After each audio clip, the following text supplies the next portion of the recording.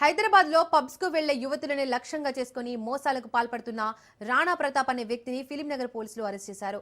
మాయ మాటలు చెప్పి లోబర్చుకొని 18 నెలల వ్యవధిలో ఓ యువతి నుండి 1,30,00,00,000 వసూలు చేసినట్టు బాధితురాలు ఫిర్యాదు చేసింది. ఈ ఘటనపై పోలీసులు విచారణ చేపట్టారు.